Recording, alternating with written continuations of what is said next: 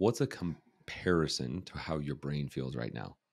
I originally envisioned a little ball on a couch in a blanket that's getting compressed down, but also is trying to say, "Hey." I mean,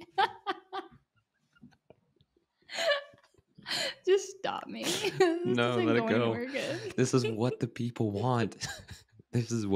Give the people There's what they no want. way. Yes, this is exactly what the people This is want. definitely not what they want. Oh, golly. Let's do this. Let's do this.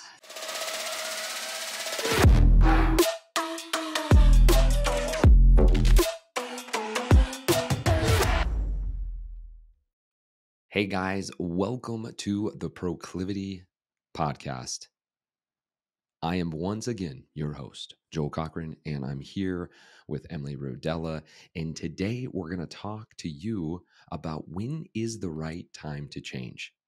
Is it time to change now, change jobs, change my body, change my diet, change my fitness routine? Is it now? Is this the best time? Well, we're going to talk to you exactly about that. We're going to talk to you about the stages of change, why we break and why we tend to force ourselves to change, and what we can do about it. So this one's going to be a fun one. If you're sitting here right now, it doesn't matter what type of change that you're thinking about making in your life. Could be a relationship, could be financially, a house.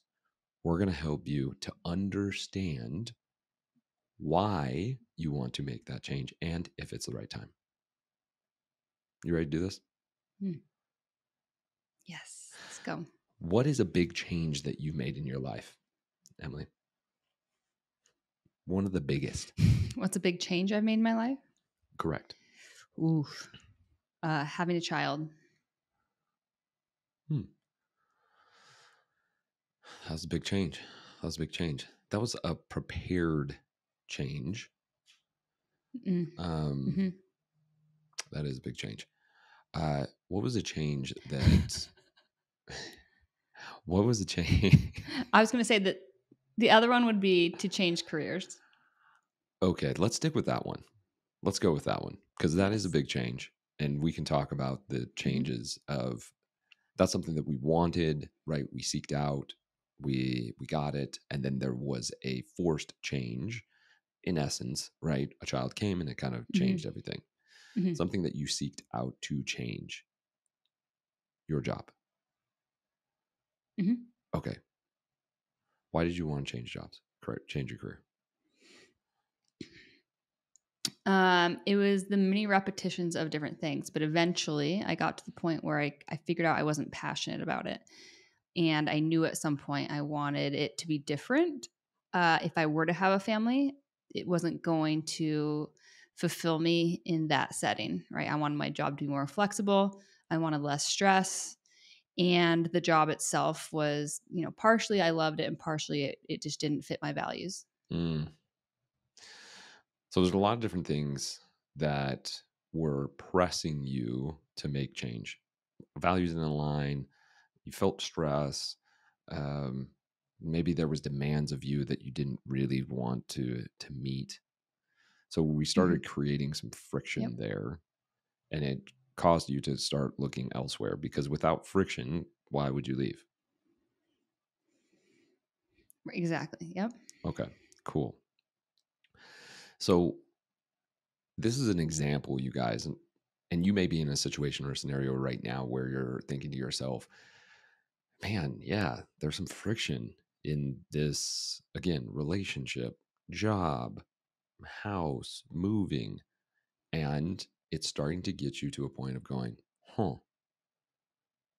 maybe there's something else I can do. So we did an episode of talking about the stages of change. I think it was episode 79. I think 76. 76. Episode 76 of the stages of change for family members. When you're thinking about, man, they could really use the change and get on this diet. Understanding where someone is at in those stages of change is important. And so this is important for you as well. Mm-hmm. So the different stages or levels of change start with this. The very first one is the pre-contemplation stage. In the pre-contemplation stage, there's really no intention for change because you're not aware there's a problem. So there's no friction. So where were you at, Emily, in your job when you were in the pre-contemplation phase? Was that like at the beginning? There really isn't any problems. You're learning new stuff. You're kind of excited to be there. Yeah, the pre-contemplation would be navigating my way up in the company, and exploring the different jobs as I moved up. And exploration is how I see it. Cool. So really no friction at that point. You're looking at you're building yourself up throughout the business. The Mhm. second level is contemplation. So now we're actually contemplating. We're aware that there's some friction. It might not be Mhm. that much, but there is some friction going on. When was the first time in your job where you started feeling like, is this right? Yeah, there's a couple things that come to mind. Pay, an increase in pay when I did move up into a higher position. I was unsettled with the pay and unsettled with the stress levels that came along with it, of knowing how to navigate that, and or hey, is this even my responsibility? Mm. So now we start creating a little bit more friction. And so the uncomfortableness started increasing daily within your job, right? Yes. Allow that to compound over time, and that friction starts wearing you down. So then we get to the next level, which is preparation, where we start preparing ourselves, even just mentally. What else is out there? What was Mhm. that for you in the preparation for change? Yeah, that was about a 2-year period for me. I was thinking about, if what other jobs would I be in, and would that be better than where I'm at right now?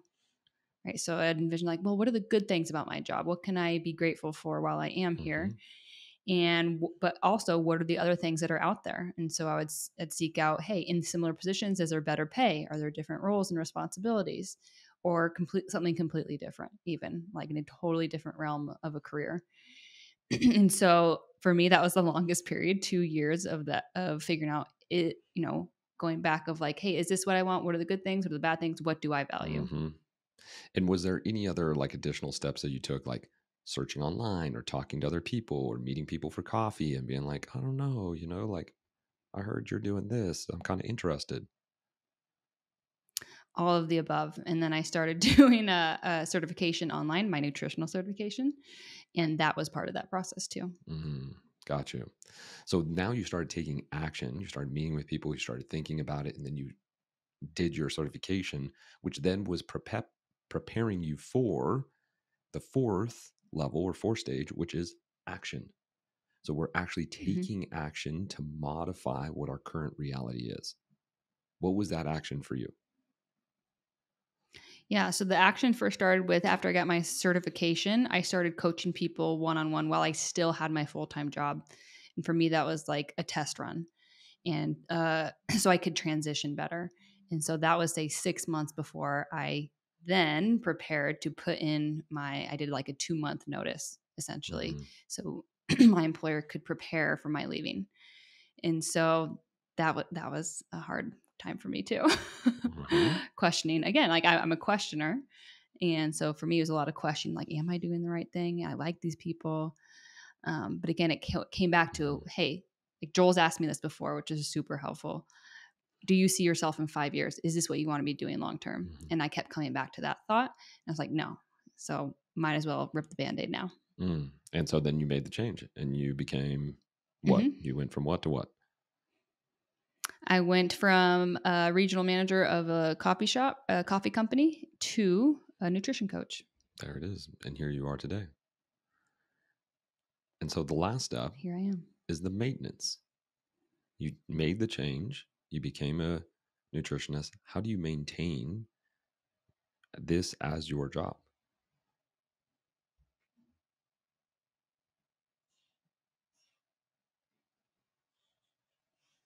Are you there? I'm here now. I did not hear what you said. Oh, got you. What I said is now the last and final stage is the maintenance. And so in the maintenance stage, it is what are we taking to keep us on the path that we decided to take? AKA, you became a nutritionist. How are you continuing to be a nutritionist? Ooh. I'm continuing that by continuing to explore what I value, what my wants and needs are financially, what my passions are. Right. So continued education and how do I grow my business? And so I take a lot of different steps when it comes to that.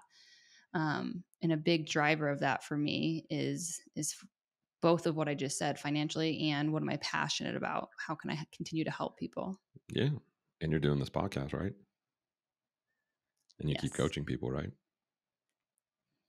Yes. And I found myself a business partner. You, you got yourself a business partner. Now it's going to help too as well. That helps. And so here we are. And we just walked through that using Emily's example. And you may be there right now, or there may be something that you do not know is a problem yet, that pre contemplation stage. And so maybe you're in that spot where you are contemplating or preparing. Let's talk about, and this is really important, looking at those stages, we have to understand that we have a level or zone of comfort. And this is what that pre contemplation, contemplation, preparation, and action is. And so if you're looking at 2 points, and if you're watching on Spotify or YouTube, right, I have my one hand above the other. So there's a gap between my two hands. And there's a space in between my two hands. And that is your comfort zone. And this comfort zone is day to day. We get a little stressed. There's a little squiggly line that starts getting closer to that top hand, where that's kind of like, ooh, man, this is breaking my comfort zone. But then we kind of feel that stress and go, oh, okay, I can just let that go. Maybe it was somebody who cut you off or so on and so forth. And I de-stress or I come back down. We're going to have that throughout the day and throughout our lifetime. And dependent on what is important in our life at that time, there might be some things that break out of the comfort zone that others stay within the comfort zone. So let's use nutrition as an example. I have a certain comfort zone. It could be physically how I feel energetically. Oh, I feel pretty good, right? Then I'm right in the middle of that energy zone. I end up having, a bunch of fast food, drink alcohol, so on and so forth. I'm breaking out of that comfort zone because the next day, maybe I have diarrhea, my energy levels are low, or maybe I start having more chronic issues like skin or digestive issues, chronic digestive issues that are now hitting me daily, and I'm breaking out of that comfort zone. And this is a really key point for everyone, because what will happen is that in this comfort zone, you're going to break out of that top point where you're going to go, I just can't take this anymore. I can't take having this headache. I can't take, feeling this way, low energy, the way my body looks. I can't take, constantly having these relationships fail on me. Whatever it is, when you get to the point where I just can't take this anymore, you've broken through the comfort zone. And so you've spiked out of that comfort zone. And this is where what we will find is a lot of people start reaching. This is where they'll get the therapist, right? Or start calling the therapist, or they'll start researching online ways to be able to help, or you'll reach out to your friends, or you'll finally reach out to your parents where you're just feeling desperate. Like, I need help because you've broken out of that comfort zone. Well, here's where it can get dangerous, because if we have something that's being chronic or consistent and we're breaking out of that comfort zone, and then we go do whatever to comfort ourselves slightly and bring ourselves just below that breakthrough line again, then we can go, oh, things are okay. It's okay. Yeah, I mean, I had, diarrhea for a week, but it's fine now.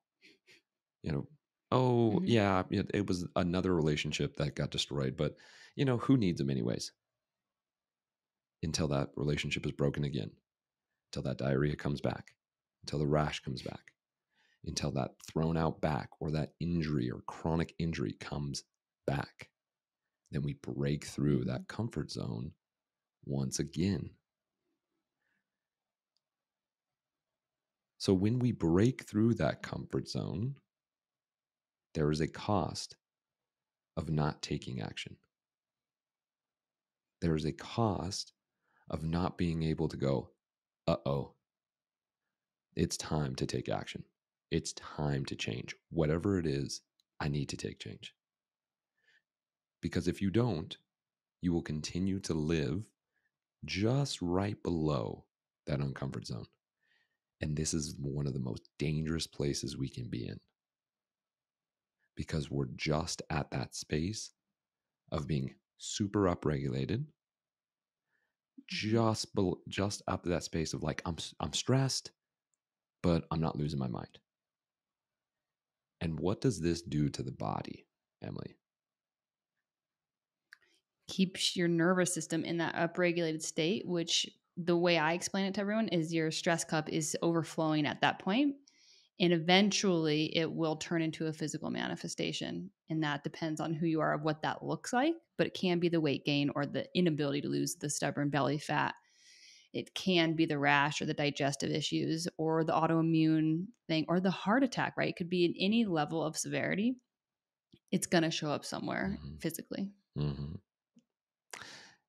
And so many of us, Emily, how many people do we work with that are working actually just below that breakthrough line of that comfort zone? In the beginning, majority, high majority. Mm-hmm. There are, I would say if we have 6 people every month, 5 of them are at that like point of like I'm stressed and I'm not completely like breaking through, but it's a consistent pattern. I just feel like I need to make a change. And one of those 6 are ones that are like, I will give you anything and everything to get rid of Hmm. this because they're broken Hmm. through the comfort zone and they're in Right. hell zone and they're going, whatever you can do to fix me now. This Yep. is emergency crisis time. And this is the Yep. worst place to be because we're in crisis zone. We're going to be reaching for anything and everything. We are skipping that contemplation and preparation, and we're just taking action, which can turn out to be a good thing if you've done your homework, you've researched the proclivity method, and you've listened to the podcast, and you know that Emily and Joel are super stellar, and they talk about the physiological and the psychological side and how it can help. And you're like, nope, I know where to go. That's where it can be like, oh, it works out good. They're one of the 6. Hmm. Yet on the other hand, if you're like, I just need help, I got to do something. What are some of the things that people might go to that might be like, I don't know if that was the best idea? Yeah, the things that come to mind are like a detox or a 30 or 75-day challenge or a very specific diet that's super restrictive and tough to manage. So that just adds another stressor. Mm-hmm. Those are definitely the most popular. And psychologically, you guys are going to resonate with this, is being able to go, I can't take this. I need to get out of here. Mm-hmm. And how many different people will go take a vacation or literally get up and leave. Like, nope, time for me to go. Got to get out of here because it feels so overwhelming. I have to leave. Emily, have you ever felt that way? Yes. 100%. And that reminded me for a lot of people too. It's like, what are your escapes, quote unquote? And for some people, I think that's the gym, right? It's like, Mm-hmm. oh, I got to go work out more and have my workout time in order to feel normal for the day. Mm-hmm. Or for some people, it's alcohol or whatever it may be. Mm-hmm. But there's a lot of different forms that may surprise you when you think about it. Oh, so many that we'll go to. It could be food. Psychologically, I can't Hmm. handle this relationship that I'm in, but I don't want to leave it because I'm too scared to be by myself. And so then I go to food to help me feel better. And now I'm breaking through this comfort zone because I'm heavier than I've ever been. I'm slower than I've ever been. I have lower energy than I've ever had. And I got to do something about this. And so then I reach for a 35 or 60-day or 75-day program to try to bring the weight back down. And then I do. So I get back into that comfort zone. But what keeps pushing me up is that, oh, I'm in a relationship I don't want to be in. And if we don't recognize those things, we'll keep pushing out of that comfort zone and we'll end up in a perpetual loop. I'm out of the comfort zone.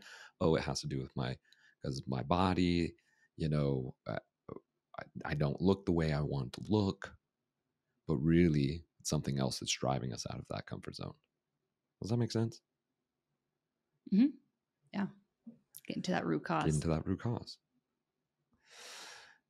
And so this takes us to the point.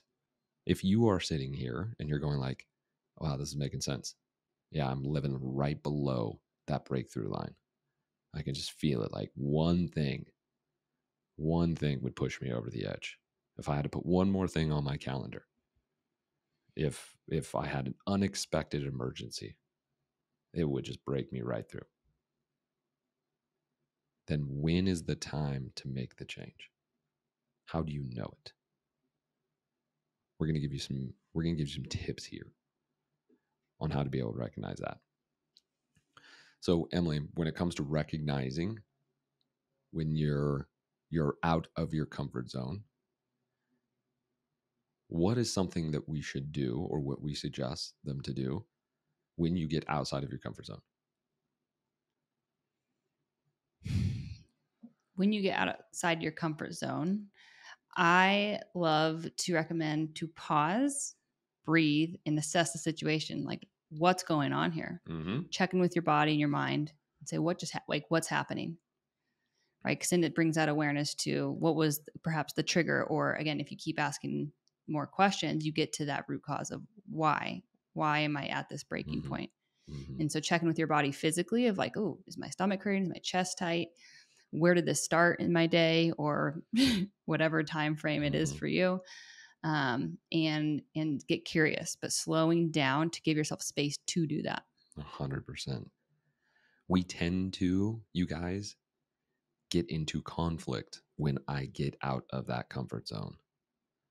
Oh my gosh, I did it again. This is just too much. Then we might get into a little victim mentality. We start blaming everybody else. It's because nobody else is helping me around this house. Oh, it's because I have to pay the bills. And all I want is just some time to myself. Ooh, we start getting into victim mentality. You're out of your comfort zone. You could take it right up there, but as soon as you break through, start asking questions. And we suggest that you write it down. Why am I feeling this way? What pushed me over the edge? What do I really want? What is keeping me from getting to that point? How can I change it? When we start answering those questions and we start going, okay, well, what if I know I don't want to be here? Where do I want to be? Okay, I'm right here at this point and I want to be over here, but there's a gap. How do I get to that point? And sometimes you can write it out yourself. Sometimes you can figure it out by just stepping back, asking the questions, and recognizing, you know what? It's time to put my phone down at night to be present with my family. You know what? It's waking up 30 minutes earlier, and I'm going to go for a run every day for 30 days to get revamped back into my fitness regimen. You know what? It's being able to not eat out for the next 45 days to pay off that debt. It could be that. It could be that. But we have to recognize how can we change it. Then the second thing that we have to do, third thing I should say, that we have to do is we have to take a look at, all right, I made this change by myself or maybe with somebody else, a professional. Did it work? Did I try something and it did work? Did I get up and I ran for 30 days? And did that get me just back into my comfort zone? just for me to slowly creep back out, to break back out of my comfort zone, well, then it didn't work. It just worked for 30 days. And so we need to be curious of, if I want to go back to, oh man, 3 years ago when I used to do CrossFit 5 times a day, I felt so great and so on. So that was 5 years ago. Okay. You were 28, right? Now you're in your 30s with children. Get over it. That was a time. Now we need to seek something else. And if we think that we need to go back in time to find what's in the future, you are going to be let down each time, because the scenario from the past is not the same as it is in the present right now. And this is where coaches and guides and professionals can help you to be able to recognize, hey, you got to let that go. And let me show you the new path from getting here, where you're currently at, where you're out of your comfort zone, where you're struggling, where you have this huge pain point, to this goal, this heaven, where you feel better, you have more energy, you're actually better than that past version you're trying to go back to. And so here's the big kicker. Emily, at Proclivity, we have a saying with everybody on the team. We have one sentence that we say, and then the teammate responds in a certain way. It sounds something like this: I need help.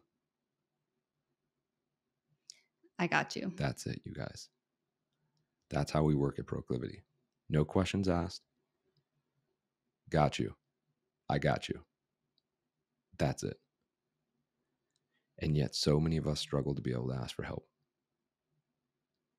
When you are out of that comfort zone and you've hit that hell, ask for help. Whether it's psychological, whether it's physical, whether it's emotional, whether it's spiritual, ask for help. This is the time, because if you don't put your hands and trust someone else who has put their passion into helping others, you will find that you will slowly get back just below that comfort zone line, that breakthrough line. And you'll go, oh, well, it's okay. I mean, I'm still kind of stressed, but it's better now because I took that vacation, or I went on an ayahuasca journey, or, I moved, or I finally broke up with that person. But don't worry, it'll climb right back up there until you are set on a new path, a new direction with a coach. The chances are much lower. The chances are much lower. That's like trying to go like, hey, start your own business with no mentorship and no guidance. Mm-hmm. Good luck. Some have done it. I agree. And that path was much longer than it need to be when you don't have mentorship nor guidance. And then the last part, when you do hire a coach, when you go from here's where I'm at to the future part where I want to go, is making sure you commit to that change. And that takes accountability. Still to this day, I have coaches. Still to this day, and I will for the rest of my life have coaches to help me stay accountable. Because without that, what's going to happen, Emily? You fall back to your old habits, perhaps. Perhaps. And maybe you don't. Perhaps. But what do you think the percentages are of people falling back? Yeah, I bet it's high, just based off of what our clients say in terms of when they come to us, of what they've tried. That was a trick question for Emily, because I knew she wasn't going to give me a percentage. Oh. She was going to basically say it depends. But she did say high, so at least I got that out of her. I at least got that out of her. Yes. What do you think about all this, Emily? That on that last part, I could see some people asking, well, why do I should be able to do this on my own. Why do I need accountability for the rest of my life? Right. That for some people, I could see them saying, oh, that seems weak, or why should I should be able to do this on my own. And so what would you say to that person? 10,000 hours. 10,000 hours to become a master at anything. You aren't even close. You want you want your relationship to be great. You want to have an incredible marriage. 10,000 hours of committed time. 10,000 hours in your nutrition, of committed nutrition, not just eating, understanding, learning, eating, sitting with it, practicing the daily habits. You want to psychologically be stronger. 10,000 hours. Repping your language, pointing yourself in direction. People ask me, oh, come on, Joel. Is really every day the best day ever? Yeah, damn right it is. It is because I put in the work and I put in the time. And it wasn't always easy and still isn't easy, but I'm putting in the hours. And have I had people to help support me through that way? Heck yes. And will there become a time where it's automatic? Fitness at this point is automatic for me. It's automatic because I've coached it and I've been in the fitness field for over 12 years. And guess what? I still program for myself so that I get held accountable to myself. I don't need a coach anymore, but I will go in and I have an app that I program to myself to make sure that I do our workouts. You do the same thing too, right, Emily? I do. Yeah. And there's times where I don't have that in there and I still get by, but not to what feels best for me. So it 100% helps of just even having that to go to. That was a good question. That was a good question. People sitting here going like, being committed. Yeah. The accountability of it. Takes time, you guys. Straight up. Get a squad, a community behind you. And this is what we do at Proclivity. We have rad people and we meet up and we go into the river and we go on runs and we do breath work and we do all these things because we know that we all need to be committed to each other to be able to live healthier bodies and happier lives. What do you think, Em? Is that it? Are we done? I think so. What are our top 3 tips in a nutshell? Yeah, let's recap it. Why not? Hey. So, first and foremost, recognize where you guys are at. Take a tune, and I would literally write 2 lines on a piece of paper. And I want you to be able to make marks. Use different colors if you want. Use different colors. The bottom line is going to be totally grounded, totally parasympathetic, rest, digest. It's totally perfect. The top line is going to be like, whoa, this is danger zone. We're about to break through our comfort levels. And this is going to get real wacky. And take it and go, all right, my red line is going to be work. My blue line is going to be relationships. My green line is going to be psychological. My yellow line is going to be physical. And go ahead, mark where you think your stressors are at. And then give a final line of what your total stress is. And if you find that that line is anywhere above the halfway point, let's start working together. Because we want to be moving it at halfway point between those 2 lines. Maybe fluctuating a little bit. It's almost like blood glucose levels, right? We don't want them spiking up and dropping down and spiking up and dropping down. That messes with the body. Right. We don't want to spike up, do a big sprint at work, then be like, all right, I'm not going to do anything and I'm going to go do absolutely nothing.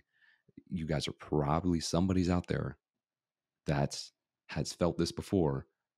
I supercharged, I spiked through my comfort zone. Now I got completely decompressed. And then so you do nothing. You sit on the couch and Instagram scroll for days, or you watch movie after movie.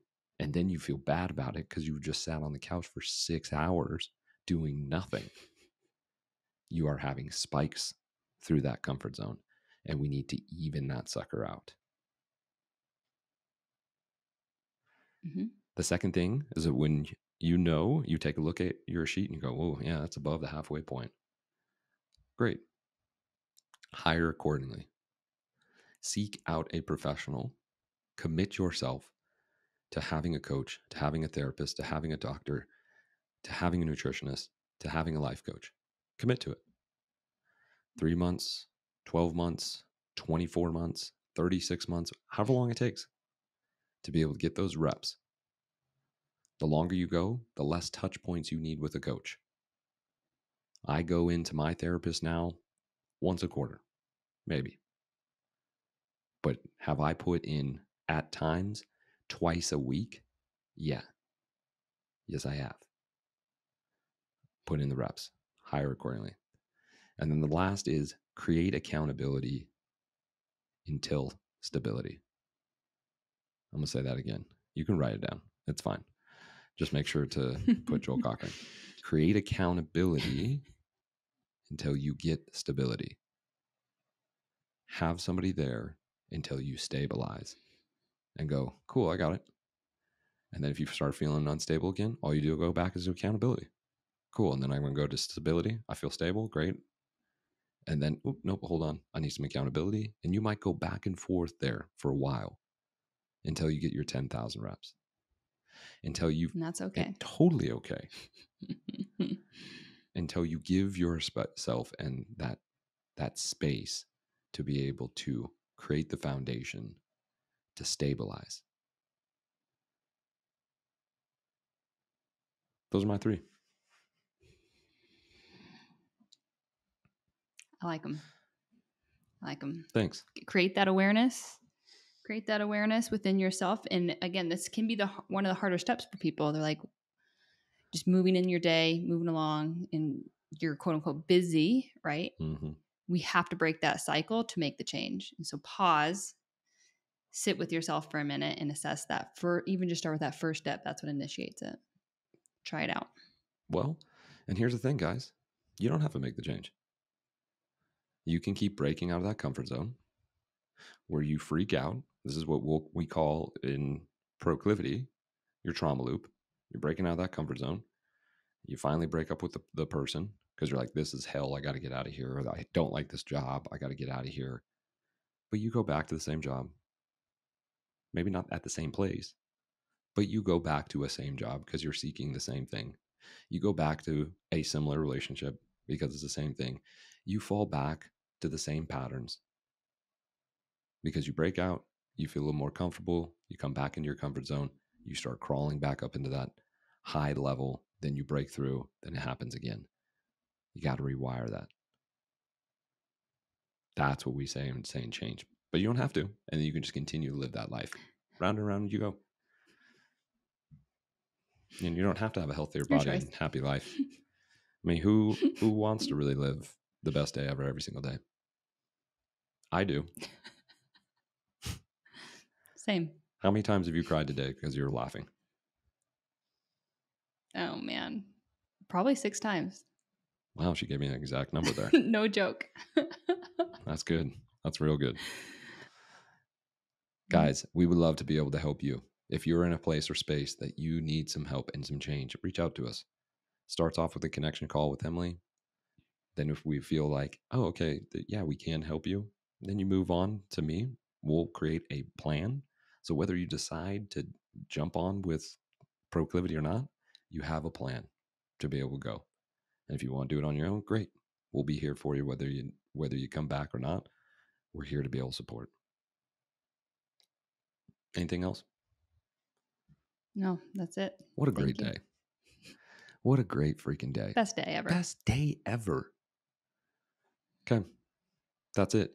You guys, thank you so much. Episode 122, it's in the books. Thank you for tuning in. We always appreciate you guys dropping in. If you like the show, like it. 5 stars is nice. 4 stars is unacceptable. Until we see you next time, guys. Share it. Oh, yeah, share it too. And not sharing, unacceptable. Until we see you next time, guys. Best day ever. Best day ever. Emily. Joel. I got a question. I'm ready. Okay. What was the question I asked you earlier? I asked you a question that was like, man, that was a really good question. I wanted to ask it. Yeah, maybe it was the other day.